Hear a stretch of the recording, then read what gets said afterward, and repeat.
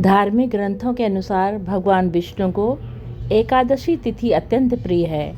पंचांग के अनुसार फागुन मास के कृष्ण पक्ष की एकादशी को विजया एकादशी के रूप में मनाया जाता है। इस व्रत को रखने और भगवान विष्णु की विधि पूर्वक पूजा करने से जीवन में सुख समृद्धि आती है और आध्यात्मिक ऊर्जा मिलती है। विजयादशमी के दिन व्रत करने वालों को प्रातःकाल स्नान करके साफ वस्त्र पहन के भगवान विष्णु की मूर्ति के सामने दीपक जलाकर पूजा अर्चना करनी चाहिए।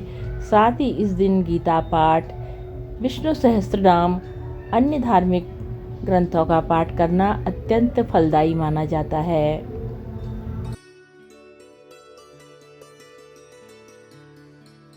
इसके बाद एकादशी व्रत कथा को पढ़ा जाता है या सुना जाता है।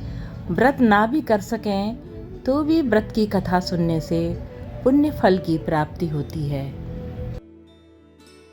व्रत की कथा इस प्रकार है। भगवान कृष्ण बोले, हे युधिष्ठिर, फागुन मास के कृष्ण पक्ष की एकादशी का नाम विजया है, जो विजय को देने वाली है। मर्यादा पुरुषोत्तम राम ने इसी व्रत के प्रभाव से लंका पर विजय प्राप्त की। कथा ऐसे है कि जब भगवान राम कपिदल के सहित सिंधु तट पर पहुँचे तो लंका से पहले विशाल समुद्र को पार करना काफ़ी मुश्किल था। रास्ता रुक गया। समीप में दालभ्य मुनि का आश्रम था, जिन्होंने अनेक ब्रह्मा अपनी आँखों से देखे थे। ऐसे चिरंजीव मुनि के दर्शनार्थ सेना सहित दंडवत करके समुद्र के पार होने का उपाय पूछा। मुनि बोले, कल विजया एकादशी है, उसका व्रत आप सेना सहित करो। समुद्र से पार होने का तथा लंका पर विजय पाने का सुगम उपाय है। मुनि की आज्ञा से राम लक्ष्मण ने सेना सहित विजया एकादशी का व्रत किया। रामेश्वरम का पूजा किया।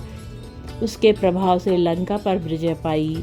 विजया एकादशी के महात्म्य की कथा ब्रह्मा जी ने नारद को गुप्त रूप से सुनाई थी और ये कथा तुम्हारे सामने प्रकट की है, क्योंकि तुम धर्मात्मा हो।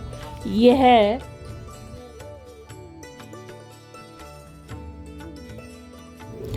पापी लोगों के श्रवण करने योग्य नहीं है। इस महात्म्य को सुनने से हमेशा विजय श्री मिलती है।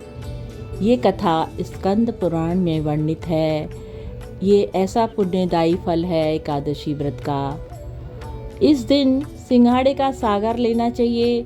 सिंघाड़े, कुट्टू और दूध से बने पदार्थ, फला आदि भी सेवन कर सकते हैं। एकादशी व्रत का पारण द्वादशी पर करने का विधान है। विजयादशमी व्रत का पारण 25 फरवरी 2025 को सुबह 6:50 से 9:08 तक किया जा सकता है।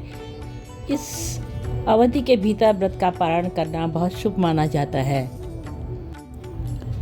व्रत के पारण के बाद श्रद्धानुसार गरीबों को भोजन कराना या मंदिर में अन्न और धन का दान करना अत्यंत पुण्यकारी माना जाता है। ऐसी मान्यता है कि दान करने से भक्त के जीवन में समृद्धि बनी रहती है और उसे किसी भी वस्तु की कमी नहीं होती। ओम नमो भगवते वासुदेवाय। माँ लक्ष्मी की सदा जय हो। सभी भक्तों का कल्याण करना प्रभु, कल्याण करना प्रभु। जय हो प्रभु, जय हो, सदा ही जय हो।